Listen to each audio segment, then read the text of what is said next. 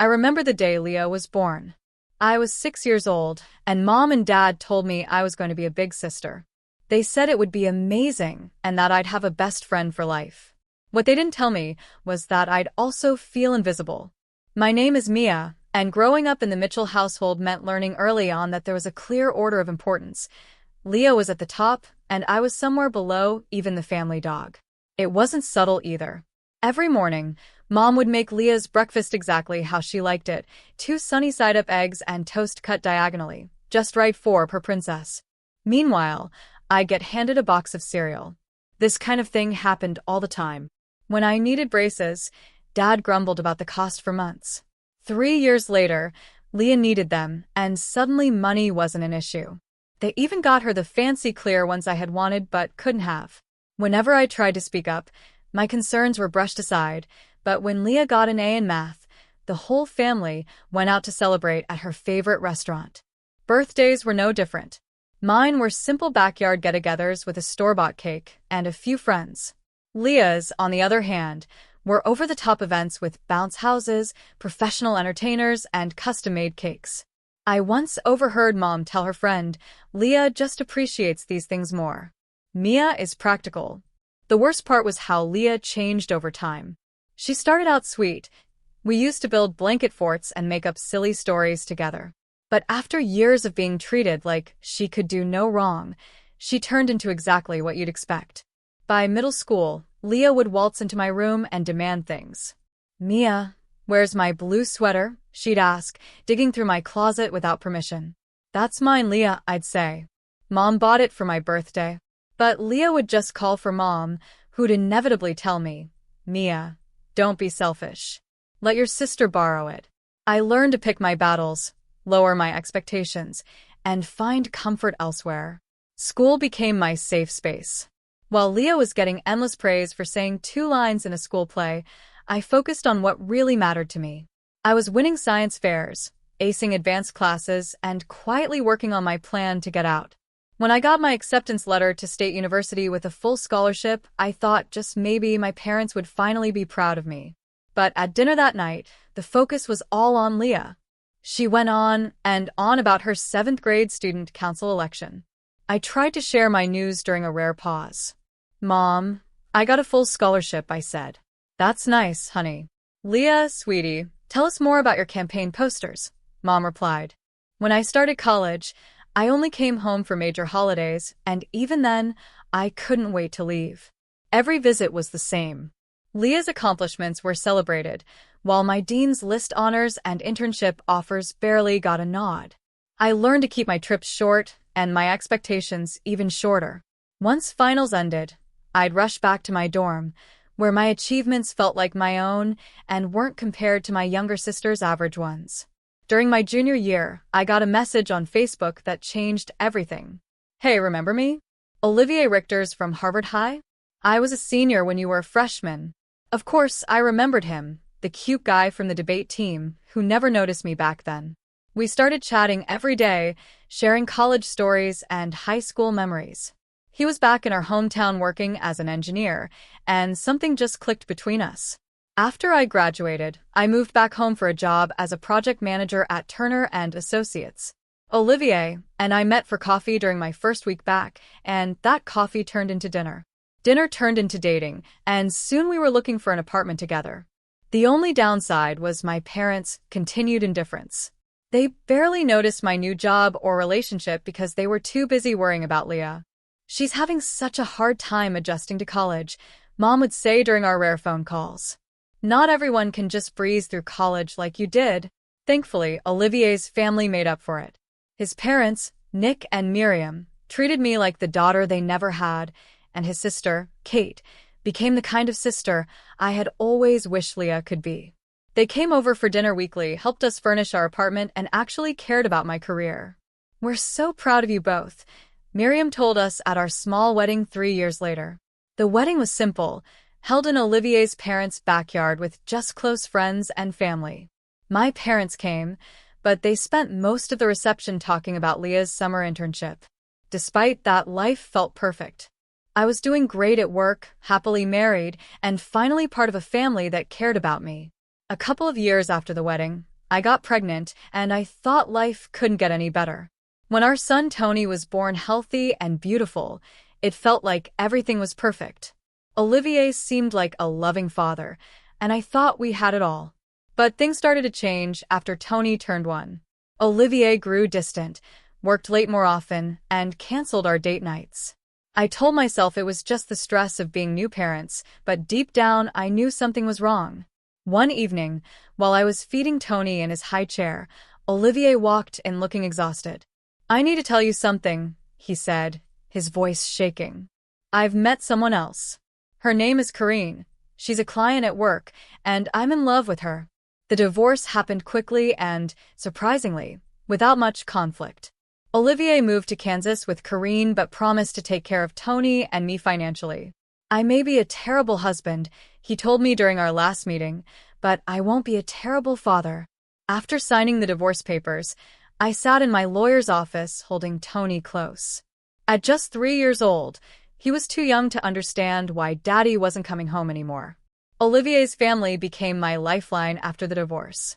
Despite everything that had happened, Nick and Miriam stayed devoted grandparents to Tony, and Kate became the kind of aunt every kid dream of. Tony would light up every time we visited their house, running straight to the toy corner they had set up just for him.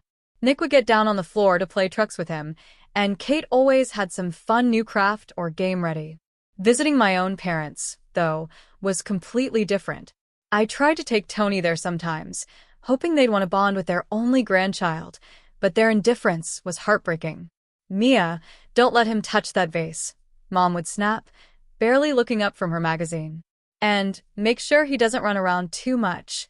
He'll scratch the floors." Tony would cling to my leg, clearly sensing how cold the atmosphere was. It was even worse when Leah showed up during those visits. "There's my successful girl," Dad would beam as Leah walked in, going on about her new job at some trading company. They would hang on her every word, completely ignoring Tony, even when he tried to show them his latest drawing. The difference between how Olivier's family treated us and how my parents acted was hard to ignore. Over time, I visited my parents less and less. Instead, I focused on the people who truly cared about Tony and me. I focused on what I could control, my career, and building a stable, loving home for Tony. With Kate and her parents helping with childcare, I started taking on bigger challenges at work. When my boss warned me about the Canadian account, saying, "It's high risk. No one's closed this deal in 4 years," I didn't hesitate. "I can do it," I said confidently. And I did. After 4 months of late nights, video calls across time zones, and carefully crafted proposals, I not only closed the deal but expanded it to double its original size. That success opened the door to even more big projects, and each one built my reputation. Soon, I was the go-to person for the toughest clients. When I landed the Microsoft account, my team toasted to Mia Mitchell, the miracle worker. The promotion to senior account director came soon after, along with a corner office and a salary that left me speechless. The bonus from that deal was the final piece I needed. That weekend, Tony and I went house hunting. The realtor showed us a beautiful 3-bedroom apartment. "This one has a park nearby, and the school district is excellent," she said. Tony ran from room to room, thrilled about having his own space for his toys. As I watched him explore, I pulled up the calculator app on my phone to check the mortgage numbers one last time. "We'll take it," I said. That night, as I tucked Tony into bed in our old apartment for one of the last times, he asked, "Mommy, are we really getting a new home?" "With my own room." "With your own room," I told him, "a special art corner and space for all your books." He hugged me tightly. "You're the best mommy ever." In that moment, I realized something important. While I couldn't change my past or my parents' behavior, I could break the cycle. My son would never feel less than or second best. Things shifted quickly after news of my promotion and new apartment got out. One morning, my phone buzzed with a text from Mom. "Sweetie, we haven't seen you and Tony in ages. Why don't you come over this weekend?" I almost dropped my coffee. This was the same woman who'd barely acknowledged me for the last 6 years. I thought about Tony, who still asked about his grandparents sometimes. Maybe people really can change. So, the next weekend, I took Tony to their house. The difference was shocking. "There's my favorite grandson," Dad called out as we walked in. Considering Tony was their only grandson, it wasn't saying much, but still. "Look what Grandma got you," Mom said, holding out a new toy truck, something she'd never done before. "And I made cookies. You like chocolate chip, right?" Tony, too young to remember how distant they had been before, was thrilled. I stood there watching as my mom actually got down on the floor to play with him, something I'd never seen her do in my entire life. Later, while Tony was busy with his new truck, Mom turned to me. "Mia, honey, we'd love to have him over more often. Maybe some weekends? You must need a break sometimes." It felt surreal, but I decided to go with it. What was that saying about not looking a gift horse in the mouth? Over the next few months, my parents surprisingly became involved grandparents. They started asking to have Tony stay over on weekends. I used that time to catch up with Kate, who noticed the change. "You seem happier," Kate said during one of our shopping trips. "More relaxed." "It's nice to see them finally making an effort," I admitted. But as time went on, I started to see why. The truth became clearer when the requests began rolling in, small things at first. Mom needed help with the plumbing bill. Dad's watch needed repairs. They were easy to cover with my new salary, so I agreed each time, remembering how they had paid for Leah's dance lessons and summer camps while denying me those opportunities. In a strange way, it felt good to be the one they were leaning on now. Then I heard about Leah. Her job at the trading company wasn't going as planned. She had been passed over for several promotions. "It's just office politics," Mom said defensively during one of our family dinners. "They don't recognize talent there." As Leah's struggles became more obvious, the money requests from my parents grew bigger. First, they needed a new refrigerator. Then home repairs. And then came the big one. "Sweetheart," Dad said one Thursday while Tony napped upstairs, "we've been thinking about getting a new car. The payments would be a bit steep for us, but with your new position," he named a figure that would have made me gasp a year ago. But now, it was manageable. "We'll pay you back," Mom promised, though we both knew they wouldn't. I agreed anyway. Maybe I was buying their validation, or maybe I just wanted to prove something to myself. Either way, I said yes. I started sending them a check every month to cover the car payments. "Just be careful," Kate told me over coffee the next day. "Money can make things messy." I nodded, but inside I thought, how messy could it get? I had more than enough, and if it meant Tony could have grandparents in his life, wasn't it worth it? It was just a normal Saturday at work. I was in the middle of a client presentation when a sharp, sudden pain hit me, making me double over in my chair. "Call an ambulance," I heard someone say. "She's white as a sheet." After that, everything was a blur, people rushing around, voices overlapping. The paramedics arrived quickly and helped me onto a stretcher. "Classic appendicitis symptoms," one of them said. "We need to get her to Memorial right away."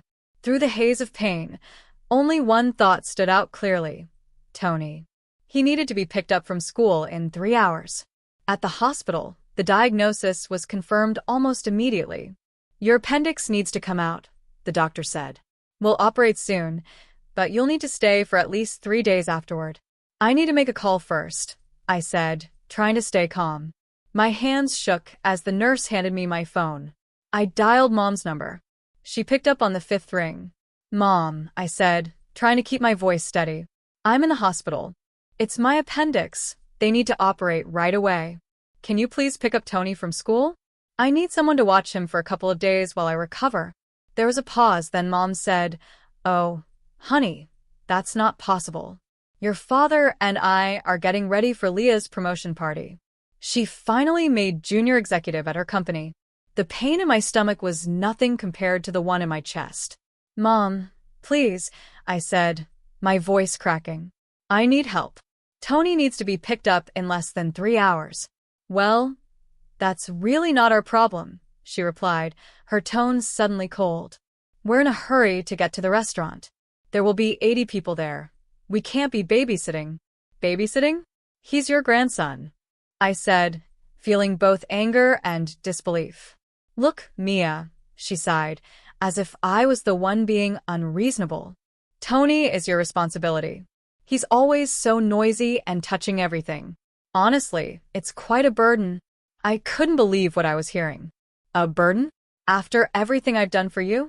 I've been paying your car loan for the past year. Every time you needed money. She cut me off with a laugh that sent a chill through me. Oh, we won't be needing your handouts anymore. Leah's new position comes with an excellent salary. She's going to help us now, instead of you. Then the line went dead. I lay in the hospital bed, phone still pressed to my ear, tears mixing with the sweat on my face. All those months of helping them, all the money I gave, all the weekends I spent pretending we were a happy family, and this was how it ended. The moment someone better came along, Tony and I were nothing more than an inconvenience.